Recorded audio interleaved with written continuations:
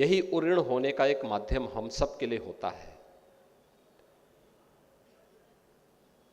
और यह एक अवसर है कि मां की स्मृतियों को, क्योंकि जब मैं श्री वैन सिंह जी का, श्री देवमंगल सिंह जी के जीवन को देखता हूं कि प्रारंभिक जीवन एक संघर्षमय जीवन था। पिता एक शिक्षक थे और समय उन दिवंगत हो गए। अब आप देख सकते हैं क्या स्थिति होती है। उन स्थितियों में जब यह पूर्वी उत्तर प्रदेश संसाधनों के अभाव से जूझ रहा था, न सड़क थी, न बिजली है, न शुद्ध पेयजल की स्थिति है, न संस्थान, शिक्षण संस्थान है, न स्वास्थ्य की सुविधाएं थी, न रोजगार के साधन थे। तब उन स्थितियों में अपनी शिक्षा को अनवरत बनाए रखना, ये मां की साधना के बगैर संभव नहीं हो सकता। और किस भाव के साथ उन्होंने दोनों भाइयों को पढ़ाया होगा कि 1981 में से देवमंगल सिंह आईएफएस बन गए और 1983 में से ओम Narayan Singh Uttar Pradesh public service commission की परीक्षा में पास होकर के उत्तर प्रदेश में अधिकारी बन गए। और फिर उन्होंने इस यात्रा को आगे बढ़ाते हुए 2009 में इस संस्थान की स्थापना का संकल्प लेकर के इस कार्य को आगे बढ़ाया। आज आप यहां देख रहे हैं, एक पीजी कॉलेज पहले था, फिर बीटीसी कॉलेज खुला, बीएड कॉलेज खुला, फिर इसके बाद अन्य संस्थान खुलते ही गए। बीसीए भी है, नर्सिंग भी है, फार्मेसी भी है, लॉ भी है, सीबीएसई बोर्ड के द्वारा संचालित एक इंटरनेशनल पब्लिक स्कूल भी है। और आज यहाँ पे omni hospital and trauma centre का शिलान्यास का कार्यक्रम भी संपन्न हुआ है।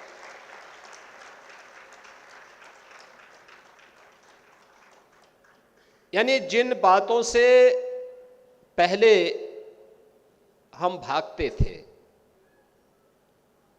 हमारी सरकारें भागती थी, परिणाम क्या होता था? सरकार अनिर्णय का शिकार होती थी,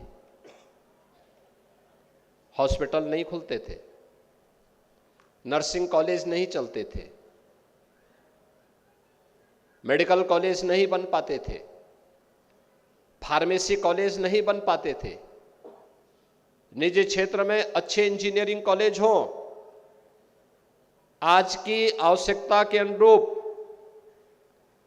हम मॉडर्न कोर्सेज उसमें संचालित करें, इसके लिए जो प्रयास होने चाहिए, जो निर्णय 50 वर्ष पहले होना चाहिए था, उसको हमने 50 वर्ष पीछे करके यहाँ के युवाओं को पलायन करने के लिए मजबूर किया।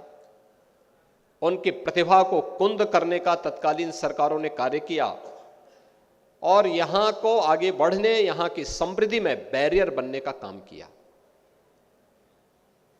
आप याद करिए, अगर 50 वर्ष पहले यहां नर्सिंग कॉलेज बनता, फार्मेसी कॉलेज बनता, लॉ कॉलेज बनता, सीबीएसई बोर्ड के अच्छे विद्यालय बनते, बीसीए के इंस्टीट्यूट इसी प्रकार से स्थापित होते, हॉस्पिटल और ट्रॉमा सेंटर निजी क्षेत्र में इसी प्रकार से बनते, तो यहां का युवा भी देश के अंदर जीवन के प्रत्येक क्षेत्र में छा जाता।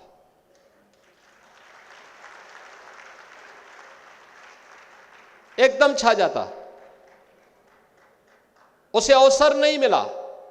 जिन मां बाप ने थोड़ा प्रयास किया वे बच्चे आगे बढ़ गए, बाकी जिनके पास साधन नहीं थे जिनके पास यह सोचने की फुर्सत नहीं थी, वे पिछड़ गए। आज भी मैं मानता हूं कि नर्सिंग का क्षेत्र ऐसा है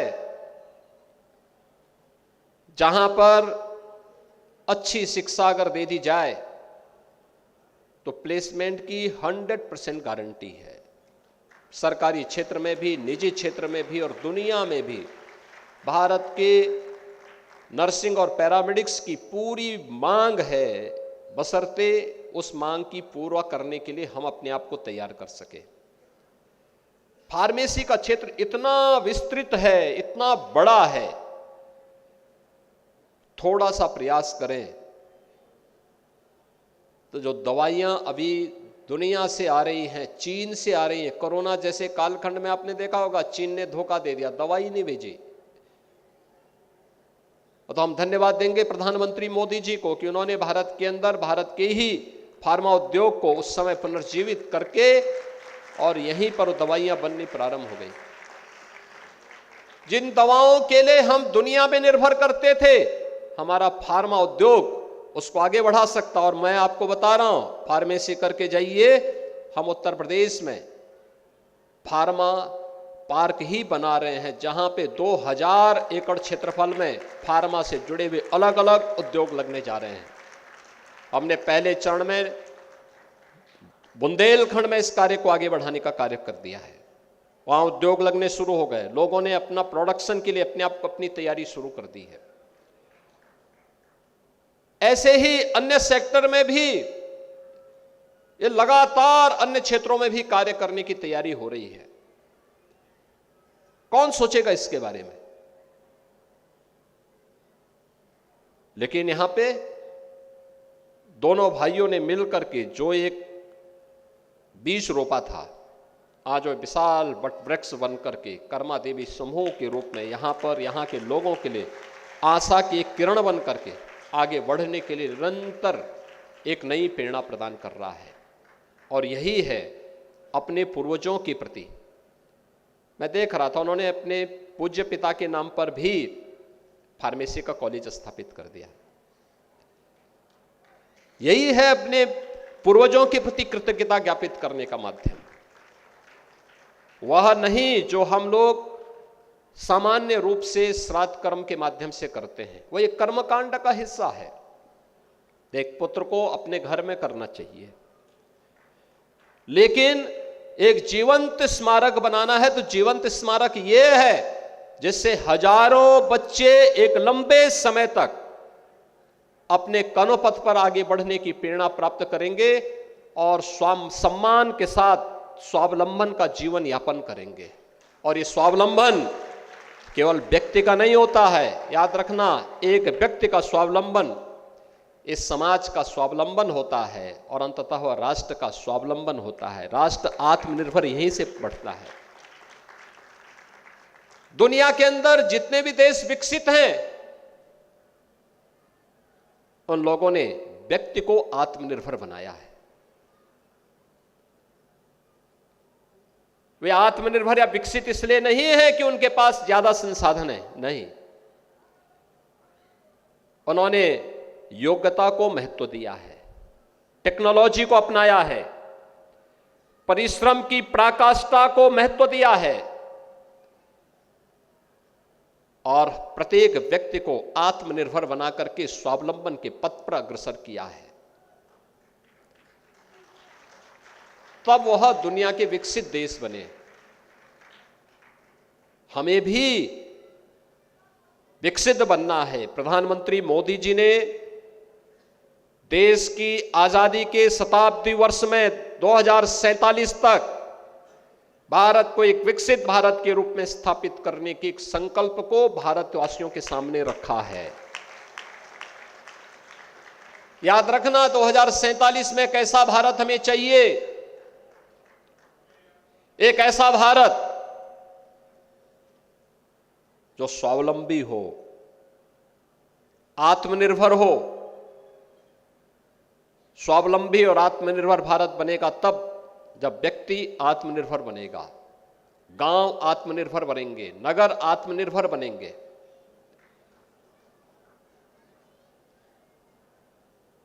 जनपद आत्मनिर्भर बनेंगे।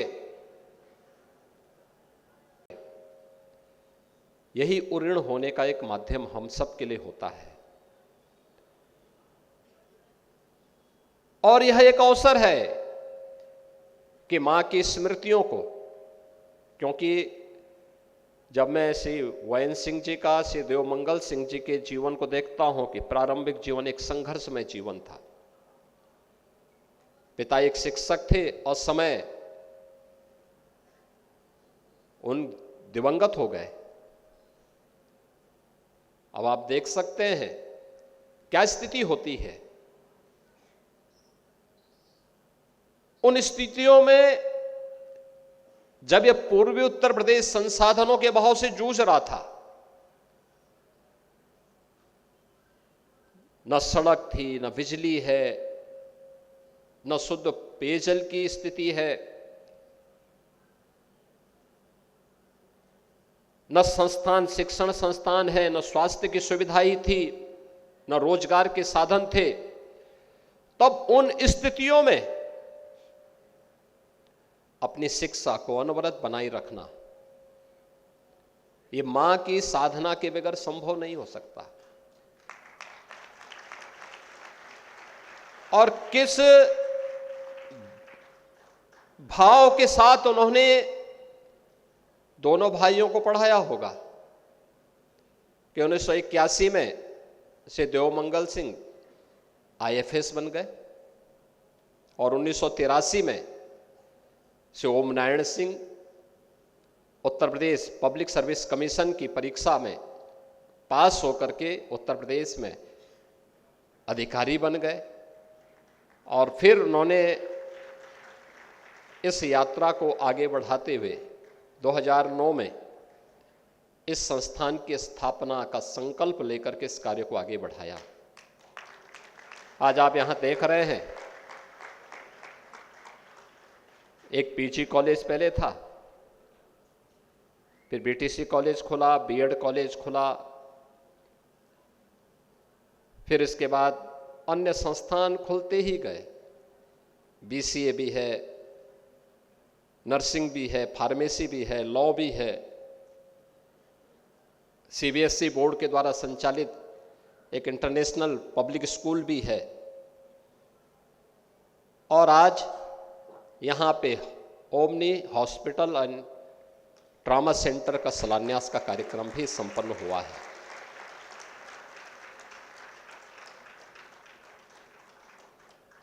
यानी जिन बातों से पहले हम भागते थे, हमारी सरकारें भागती थी, परिणाम क्या होता था? सरकार अनिर्णय का शिकार होती थी, हॉस्पिटल नहीं खुलते थे, नर्सिंग कॉलेज नहीं चलते थे, मेडिकल कॉलेज नहीं बन पाते थे, फार्मेसी कॉलेज नहीं बन पाते थे, निजी क्षेत्र में अच्छे इंजीनियरिंग कॉलेज हों, आज की आवश्यकता के अनुरूप हम मॉडर्न कोर्सेज उसमें संचालित करें, इसके लिए जो प्रयास होने चाहिए, जो निर्णय 50 वर्ष पहले होना चाहिए था, उसको हमने 50 वर्ष पीछे करके यहाँ के युवाओं को पलायन करने के लिए मजबूर किया। उनकी प्रतिभा को कुंद करने का तत्कालीन सरकारों ने कार्य किया और यहाँ को आगे बढ़ने, यहाँ की समृद्धि में बैरियर बनने का काम किया। आप याद करिए, अगर 50 वर्ष पहले यहां नर्सिंग कॉलेज बनता, फार्मेसी कॉलेज बनता, लॉ कॉलेज बनता, सीबीएसई बोर्ड के अच्छे विद्यालय बनते, बीसीए के इंस्टीट्यूट इसी प्रकार से स्थापित होते, हॉस्पिटल और ट्रॉमा सेंटर निजी क्षेत्र में इसी प्रकार से बनते,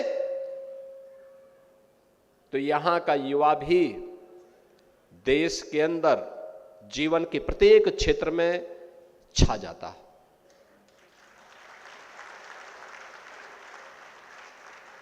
एकदम छा जाता।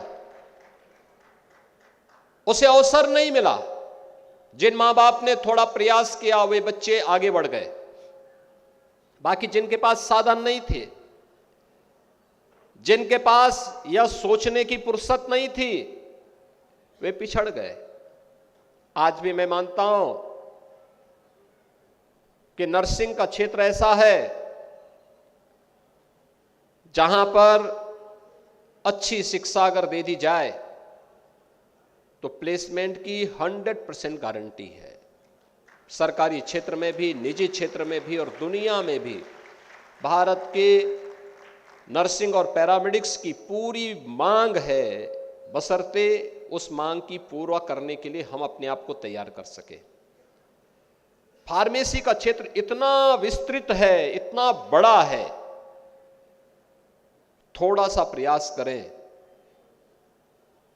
तो जो दवाइयां अभी दुनिया से आ रही हैं, चीन से आ रही हैं, कोरोना जैसे कालखंड में आपने देखा होगा चीन ने धोखा दे दिया, दवाई नहीं भेजी। तो हम धन्यवाद देंगे प्रधानमंत्री मोदी जी को कि उन्होंने भारत के अंदर भारत के ही फार्मा उद्योग को उस समय पुनर्जीवित करके और यहीं पर दवाइयां बननी प्रारंभ हो गई। जिन दवाओं के लिए हम दुनिया में निर्भर करते थे, हमारा फार्मा उद्योग उसको आगे बढ़ा सकता। और मैं आपको बता रहा हूं, फार्मेसी करके जाइए, हम उत्तर प्रदेश में फार्मा पार्क ही बना रहे हैं जहां पे 2000 एकड़ क्षेत्रफल में फार्मा से जुड़े हुए अलग अलग उद्योग लगने जा रहे हैं। हमने पहले चरण में बुंदेलखंड में इस कार्य को आगे बढ़ाने का कार्य कर दिया है, वहां उद्योग लगने शुरू हो गए, लोगों ने अपना प्रोडक्शन के लिए अपने आप को अपनी तैयारी शुरू कर दी है। ऐसे ही अन्य सेक्टर में भी ये लगातार अन्य क्षेत्रों में भी कार्य करने की तैयारी हो रही है। कौन सोचेगा इसके बारे में? लेकिन यहां पे दोनों भाइयों ने मिलकर के जो एक बीज रोपा था, आज वो विशाल वट वृक्ष बन करके कर्मा देवी समूह के रूप में यहां पर यहां के लोगों के लिए आशा की एक किरण बन करके आगे बढ़ने के लिए निरंतर एक नई प्रेरणा प्रदान कर रहा है। और यही है अपने पूर्वजों के प्रति। मैं देख रहा था उन्होंने अपने पूज्य पिता के नाम पर भी फार्मेसी का कॉलेज स्थापित कर दिया। यही है अपने पूर्वजों के प्रति कृतज्ञता ज्ञापित करने का माध्यम, वह नहीं जो हम लोग सामान्य रूप से श्राद्ध कर्म के माध्यम से करते हैं। वह एक कर्मकांड का हिस्सा है। एक पुत्र को अपने घर में करना चाहिए, लेकिन एक जीवंत स्मारक बनाना है तो जीवंत स्मारक यह है जिससे हजारों बच्चे एक लंबे समय तक अपने कर्मपथ पर आगे बढ़ने की प्रेरणा प्राप्त करेंगे और सम्मान के साथ स्वावलंबन का जीवन यापन करेंगे। और ये स्वावलंबन केवल व्यक्ति का नहीं होता है, याद रखना, एक व्यक्ति का स्वावलंबन इस समाज का स्वावलंबन होता है और अंततः वह राष्ट्र का स्वावलंबन होता है। राष्ट्र आत्मनिर्भर यहीं से बढ़ता है। दुनिया के अंदर जितने भी देश विकसित हैं, उन लोगों ने व्यक्ति को आत्मनिर्भर बनाया है। वे आत्मनिर्भर या विकसित इसलिए नहीं है कि उनके पास ज्यादा संसाधन है, नहीं, उन्होंने योग्यता को महत्व दिया है, टेक्नोलॉजी को अपनाया है, परिश्रम की पराकाष्ठा को महत्व दिया है और प्रत्येक व्यक्ति को आत्मनिर्भर बना करके स्वावलंबन के पथ पर अग्रसर किया है। तब वह दुनिया के विकसित देश बने। हमें भी विकसित बनना है। प्रधानमंत्री मोदी जी ने देश की आजादी के शताब्दी वर्ष में 2047 तक भारत को एक विकसित भारत के रूप में स्थापित करने के एक संकल्प को भारतवासियों के सामने रखा है। याद रखना, 2047 में कैसा भारत हमें चाहिए? एक ऐसा भारत जो स्वावलंबी हो, आत्मनिर्भर हो। स्वावलंबी और आत्मनिर्भर भारत बनेगा तब जब व्यक्ति आत्मनिर्भर बनेगा, गांव आत्मनिर्भर बनेंगे, नगर आत्मनिर्भर बनेंगे,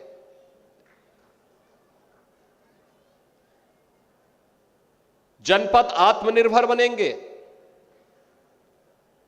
प्रदेश आत्मनिर्भर बनेंगे, तब देश आत्मनिर्भर बनेगा और भारत विकसित होगा। 10 वर्ष की एक शानदार यात्रा भारत की हमने देखी है। आज आप दुनिया के वर्तमान ध्रुवीकरण को देख रहे होंगे। भारत के बगैर दुनिया के अंदर कोई भी ध्रुवीकरण नहीं माना जाता। भारत ने 1947 से लेकर के 2014 तक अपनी आर्थिक वृद्धि को ऊपर नीचे करते करते 14 से 11वें स्थान पर आया और 2014 से 2024 के बीच भारत ने आज दुनिया की 5वीं बड़ी अर्थव्यवस्था के रूप में अपने आप को स्थापित किया है। विरासत और विकास का एक अद्भुत समन्वय आज आप देश के अंदर देख रहे होंगे। हर व्यक्ति के मन में एक नई जिज्ञासा है, एक नई तमन्ना है। आज दुनिया उसे सम्मान दे रही है, भारत के महत्व को समझ रही है और भारत के इस महत्व को और अधिक अच्छे ढंग से समझाने के लिए हर भारतवासी को अपने आप को तैयार करना होगा। और इसमें जो महती भूमिका होनी है वह इन संस्थानों की होनी है, जिन संस्थानों में हमारा युवा तैयार होता है, देश का वर्तमान तैयार होता है, जो भावी भारत के निर्माण में अपना योगदान देने वाला है।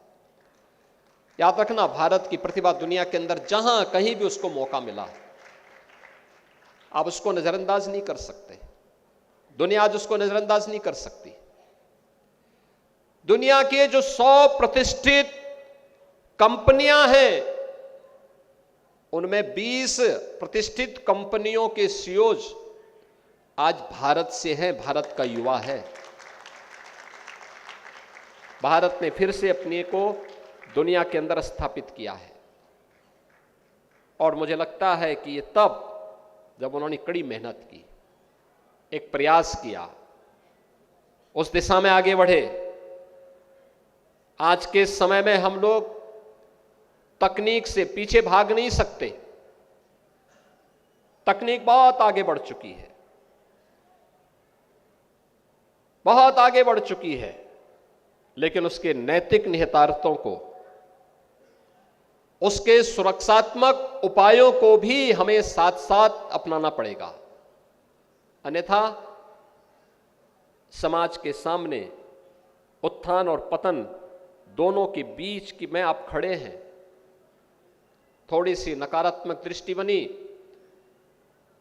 तो नीचे गिरने में बहुत समय नहीं लगने वाला है। एक सकारात्मक दृष्टि से तकनीक को आपने अपनाया तो दुनिया में छाने में भी आपको बहुत देर नहीं लगने वाली है। और इसी के लिए आज मैं आप सबका आह्वान करने के लिए यहां पर आया हूं। सरकार और समाज मिलकर के जब कार्य करेंगे, मिलकर के आगे बढ़ेंगे, परिणाम आएगा, अवश्य आएगा। कोई सोचता था यही पूर्वी उत्तर प्रदेश था। आज संजोग से मुंडेरवा चीनी मिल के उन दिवंगत किसानों की श्रद्धांजलि का भी है जिन्हें लगभग 2 दशक पूर्व गोलियों से भून करके जिनकी निर्मम हत्या कर दी गई थी। और सकारात्मक सोच की सरकार आई, अन्नदाता किसानों के हित के बारे में कार्य करने वाली सरकार आई, तो मंडेरवा में आज एक नई चीनी मिल पूरी भव्यता के साथ कार्य कर रही है। कोई सोचता था मंडेरवा में चीनी मिल लगेगी? एक सरकार थी, उसने बेच दिया। एक सरकार आई, उसने कहा नहीं, अन्नदाता किसान के लिए चीनी मिल मुंडेरवा में चलनी आवश्यक है। ठीक है, हमारे विधायक दयाराम चौधरी थे, बेचारे कई बार आए। इन्होंने कहा कि कैसे होगा। हमने कहा आप चिंता मत करिए, हम मुंडेरवा में बनाएंगे चीनी मिल। और मुझे बताते हुए प्रसन्नता है कि आज मुंडेरवा में चीनी मिल बहुत अच्छे ढंग से काम कर रही है। बहनों और भाइयों, कोई सोचता था कि यहां पर मेडिकल कॉलेज की स्थापना होगी और नर्सिंग कॉलेज की स्थापना मेडिकल कॉलेज कैंपस में होगी? लोग मानते ही नहीं थे, मानते ही नहीं थे। लेकिन मेडिकल कॉलेज आज बस्ती का चल चुका है, और वह भी त्रिकालदर्शी ऋषि महर्षि वशिष्ठ के नाम पर। इससे बड़ी कृतज्ञता क्या हो सकती है? आज मेडिकल कॉलेज बस्ती के अंदर, सिद्धार्थनगर के अंदर, देवरिया में भी, कुशीनगर में भी, महाराजगंज में भी और गोरखपुर में एम्स से भी संचालित हो गया। कार्य करने की इच्छा शक्ति होनी चाहिए, संसाधन बीच में आड़े नहीं बनते। जब हम सोचते रहते हैं, किम कर्तव्य विमूढ़ किस स्थिति में रहते हैं, तब कंफ्यूजन की स्थिति पैदा होती है, तभी व्यक्ति दिग्भ्रमित होता है। हमें दिग्भ्रमित नहीं होना है, एक सकारात्मक दिशा में आगे बढ़ना है। और उस सकारात्मक दृष्टि में आगे बढ़ने का परिणाम क्या है? अब कभी बस्ती के एक साहित्यकार ने कहा था, बस्ती को बस्ती कहूं काहे कहूं उजाड़। तो अब बस्ती बस्ती नहीं, अब तो बस्ती एक नगर बन चुका है, भव्यता के साथ अपनी यात्रा को आगे बढ़ाने वाला नगर बन चुका है, विकास की प्रक्रिया के साथ आगे बढ़ाने वाला। हमारे विधायक मखोड़ा धाम का पुनरुद्धार कर रहे हैं, यानी विरासत की पुनर्स्थापना का काम मखोड़ा धाम में कर रहे हैं। अजय सिंह जी ने बहुत अच्छा प्रयास वहां पर किया। मनोरमा नदी के पुनरुद्धार का बीड़ा उन्होंने स्वयं उठाया। मैं स्वयं भी आया था उनके कार्यक्रम में भाग लेने के लिए।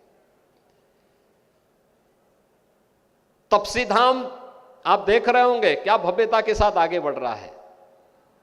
तपसी धाम के बाबा जी भंडारा कराते हैं 3 दिन का, आजादी के यानी आजादी के दिवस पर 15 अगस्त से लेकर के 14 अगस्त से लेकर के 16-17 अगस्त तक उनके यहां 3 दिन का भंडारा चलता है। वे स्वयं फलाहारी हैं, लेकिन हजारों लोग वहां अन्न ग्रहण करते हैं। और इसलिए जैसे देश की आजादी के लिए अपने आप को बलिदान करने वाली हुतात्माओं को हम श्रद्धांजलि दे सकें, वो भंडारा इसलिए होता है। मैंने पहला धर्मस्थल देखा जहां देश के उन क्रांतिकारियों के लिए, पूर्वजों के लिए भंडारा का आयोजन हो। अद्भुत है। राम जानकी मार्ग यही बस्ती से होकर के जा रहा है। विकास की इस यात्रा को आगे बढ़ाने के साथ आज आपके यहां पे सेंटर ऑफ एक्सीलेंस की स्थापना हुई है इजराइल के साथ बस्ती के अंदर, जहां पे हॉर्टिकल्चर का एक बेहतरीन सेंटर बनकर के उभरा है। उसके एक्सटेंशन सेंटर को आगे बढ़ाने की आवश्यकता है। जनपद में है, मुख्यालय पे है, ब्लॉक स्तर पर भी बने, किसानों का प्रशिक्षण हो, किसान वहां से प्रशिक्षित हों। हम अपने प्रोडक्ट को यहां से एक्सपोर्ट करने के लिए कैसे तैयार करें, उस प्रकार के उत्पादन को कैसे आगे बढ़ा सकते हैं। आम का हो सकता है, आम का तो अम्रपाली तो यहीं बस्ती से पनपा था।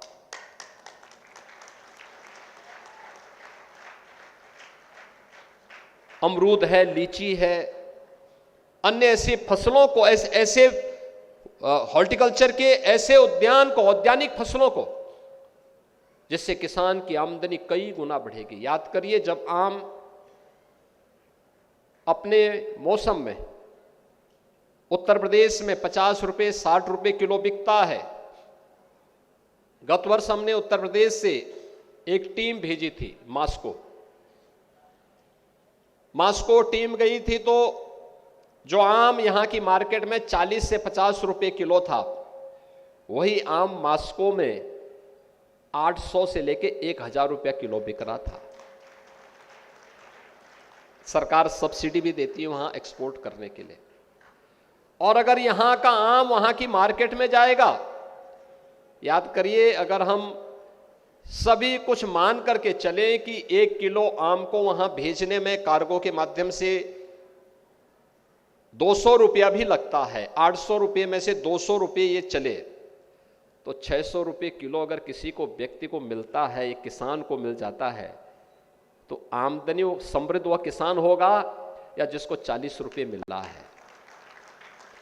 लेकिन प्रोडक्ट को उसके अनुसार, वे क्वालिटी के साथ कोई कंप्रोमाइज नहीं करते, कोई समझौता नहीं। ऐसे ही ऑर्गेनिक प्रोडक्ट के लिए, प्राकृतिक खेती के लिए श्री महेश शुक्ला जी आपके गौ सेवा आयोग के उपाध्यक्ष बने हैं और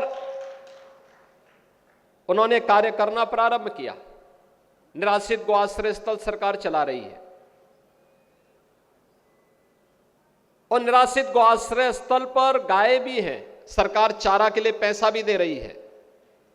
क्या हम प्राकृतिक खेती के लिए उन देसी नस्ल की गायों को उपयोग कर पाएंगे? और मुझे लगता है जो करेगा, जो किसान करेगा, वो लाभ में ही रहेगा। एक, आप अपनी खेती के माध्यम से जहर मुक्त अन्न दे पाएंगे। ये धरती माता के प्रति भी और समाज के प्रति भी एक कृतज्ञता होगी। दूसरा, जो प्रोडक्ट बनेगा वह क्लाइमेट चेंज के प्रभाव से भी थोड़ा बहुत बचेगा, उसमें क्वालिटी भी होगी। तीसरा, प्रति एकड़ 10 से लेके 12,000 रुपए की बचत अलग से होगी। जो फर्टिलाइजर में, केमिकल में, पेस्टिसाइड में आप पैसा खर्च करते हैं, उस पैसे को इतने की बचत 1 एकड़ खेती में अकेली नेचुरल फार्मिंग से आपको प्राप्त हो जाएगा। यानी आम के आम और गुठली के भी दाम।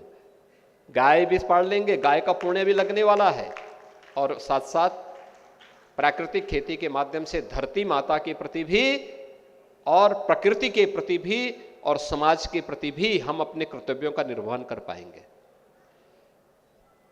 करने के लिए बहुत कुछ है, उसके लिए अपने आप को तैयार करना होगा। शिक्षण संस्थानों को इसके लिए अपने आप को तैयार करना होगा। और मैं धन्यवाद दूंगा श्री ओएन सिंह जी को, श्रीमती नीता सिंह जी को और समूह के सभी पदाधिकारियों को, जिन लोगों ने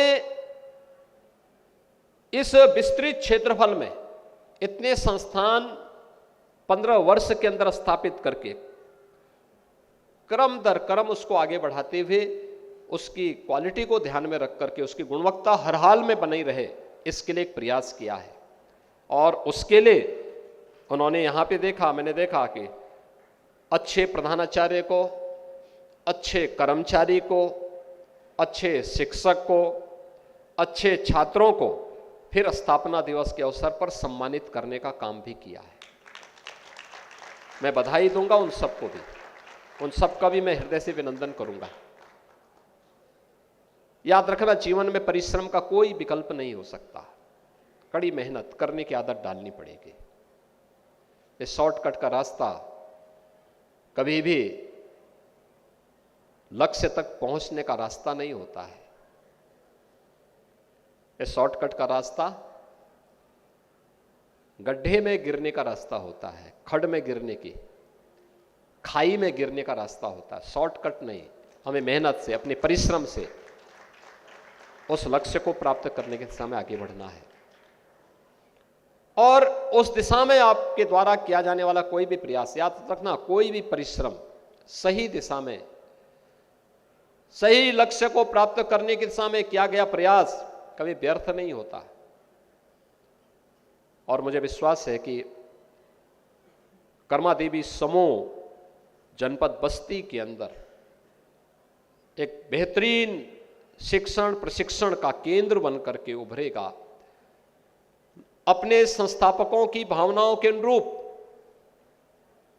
यहां पर समाज के प्रत्येक तबके को बिना भेदभाव के शिक्षण और प्रशिक्षण देने के लिए अपने आप को तैयार करेगा। दूसरा, हमें एक बात और ध्यान रखना होगा कि गोविंद सिंह जी आप तो अधीनस्थ सेवा चयन आयोग में भी हैं, और हमें एक बात को ध्यान में रखना होगा, नर्सिंग, फार्मेसी या बीसीए या फ्यूचर में कभी स्किल डेवलपमेंट का, क्योंकि राष्ट्रीय शिक्षा नीति में स्किल डेवलपमेंट पर ज्यादा फोकस है। कोई भी नौजवान जब अपने संस्थान से अपना विद्याध्ययन करने के बाद निकले तो अपने को असहाय न महसूस करे, बल्कि ये बोले कि मैं अपने पैरों पे खड़ा हो सकता हूं, उसके अंदर ये विश्वास हो। और मुझे लगता है कि दुनिया आज आपका इंतजार कर रही है, लेकिन इसके लिए अच्छा होगा कि इन बच्चों को हम दुनिया की भी तमाम भाषाओं के बारे में उनके एक जनरल स्टडी करवा लें, उसके जनरल यानी उसके सामान्य बातों के बारे में, दुनिया की उन भाषाओं के बारे में भी, किस देश के अंदर, भारत के अंदर, किस राज्य के अंदर। भाई आप अगर महाराष्ट्र में जा रहे हैं, महाराष्ट्र में थोड़ा मराठी भी बोलना आपको आ जाए, सीखने में क्या बुरा लग रहा है। अपने सामान्य पढ़ाई करने के साथ साथ 1 घंटे की अतिरिक्त क्लास लग सकती है। तमिलनाडु में जा रहे हैं, थोड़ी तमिल भी आपको बोलनी आ जाए। कर्नाटक में जा रहे हैं, थोड़ा कन्नड़ भी सीख ले।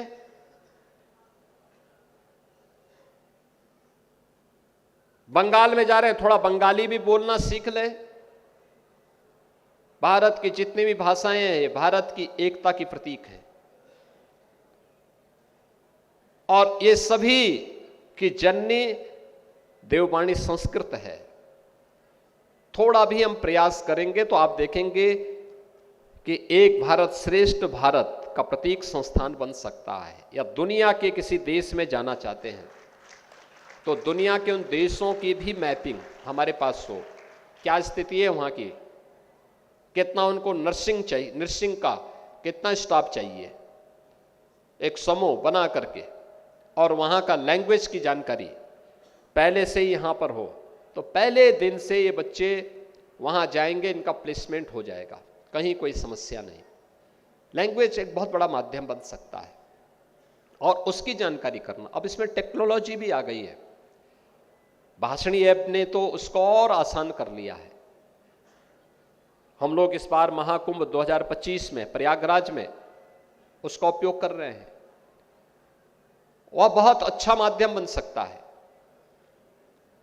अगर हम इस पे थोड़ा सा प्रयास करेंगे। एक और दूसरा हमारा प्रयास होना चाहिए, जब छात्र संस्थानों में प्रवेश करता है, प्रतियोगी परीक्षाओं की तैयारी के लिए अपने आप को आगे बढ़ाने के लिए प्रस्तुत करता है, तो उस समय उनके मार्गदर्शन के लिए किसी प्रतियोगी परीक्षा के लिए कैसे तैयारी हो सकती है, इसके लिए आपने स्वयं प्रशासनिक सेवा में प्रवेश के लिए प्रयास किया, आप सफल हुए। आज आप हजारों बच्चों के लिए एक प्लेटफॉर्म अधीनस्थ सेवा चयन आयोग के माध्यम से प्रस्तुत कर रहे हैं, लेकिन बस्ती के भी हजारों बच्चे उन प्रतियोगी परीक्षाओं के लिए अपने आप को तैयारी करा सकें। इसके लिए हम लोग राज्य सरकार की तरफ से अभ्युदय कोचिंग की व्यवस्था करवाते हैं।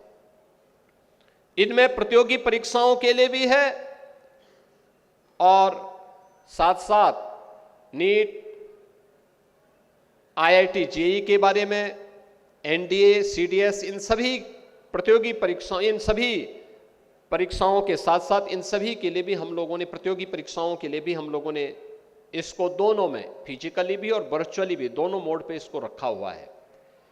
मुझे लगता है संस्थान भी इसके लिए थोड़ा प्रयास करेगा तो उसमें बहुत सारे बच्चों को एक नई दिशा मिलेगी, प्रतियोगी परीक्षाओं के लिए आगे बढ़ने के लिए उनको एक प्लेटफॉर्म प्राप्त हो पाएगा।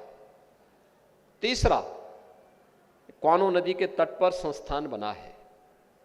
आज देश की एक ज्वलंत समस्या है कि इतना बड़ा संस्थान इतने बड़े विस्तृत क्षेत्रफल में फैला है।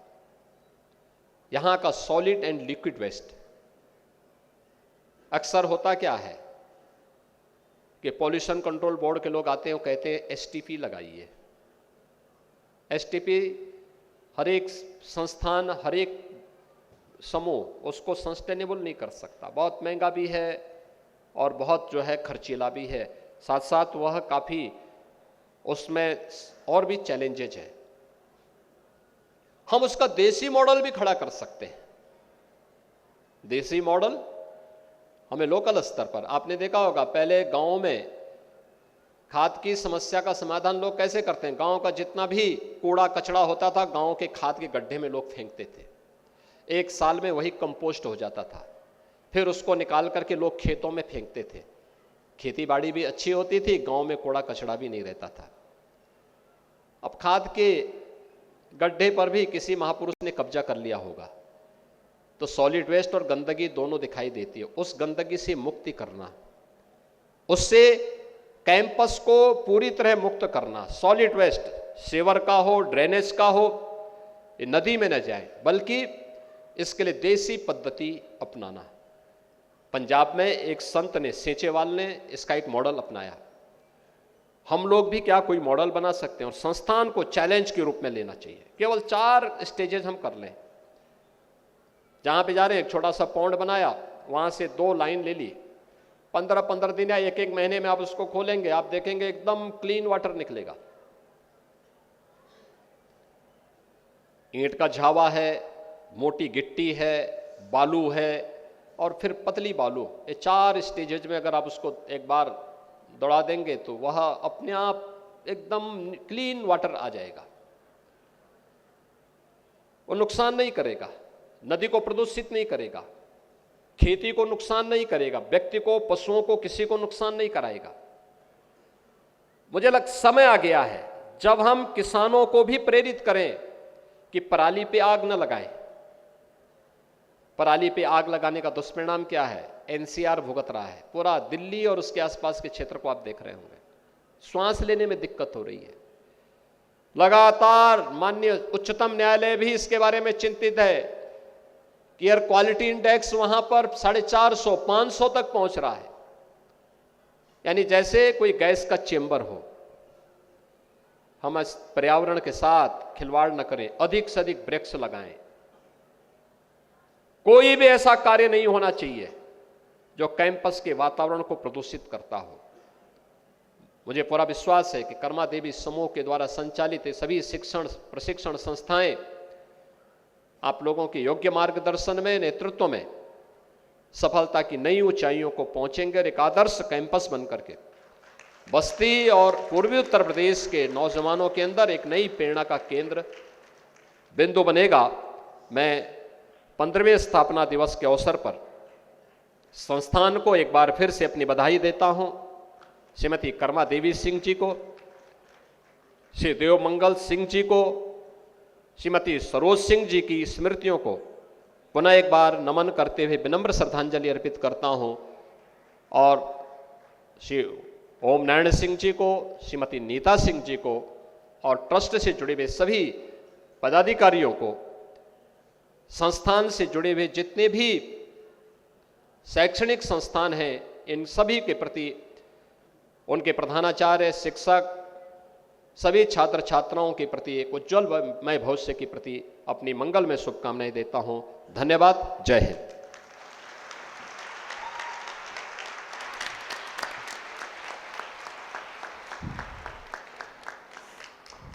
माननीय मुख्यमंत्री जी, आपके प्रेरणादायी शब्दों ने न केवल हमें नई दिशा दी है, बल्कि हमारे भीतर नई ऊर्जा और आत्मविश्वास का संचार किया है। आपके विचार हमारे मार्गदर्शक बनकर हमेशा याद किए जाते रहेंगे। अब इस अद्भुत कार्यक्रम को आगे बढ़ाते हुए मैं आप सभी का हृदय से धन्यवाद करता हूं। माननीय मुख्यमंत्री योगी आदित्यनाथ जी महाराज का, जिन्होंने इस कार्यक्रम की शोभा बढ़ाई और अपने विचारों से हमें प्रेरित किया। आदरणीय श्री ON सिंह जी का, जिनकी दूरदर्शिता और नेतृत्व ने कर्मा देवी समूह को नई ऊंचाइयों पर पहुंचाया। सभी गणमान्य अतिथियों, अभिभावकों, शिक्षकों और छात्रों का, जिनकी उपस्थिति और योगदान ने इस आयोजन को यादगार बनाया। अब मैं कर्मा देवी समूह की कर्मठ, दूरदर्शी, सेवाभावी कार्यकारी अधिकारी श्रीमती अंशु सिंह जी को मंच पर आमंत्रित करता हूं कि वे आएं और माननीय मुख्यमंत्री जी को कर्मादेवी समूह की ओर से धन्यवाद ज्ञापित करें। श्रीमती अंशु सिंह जी।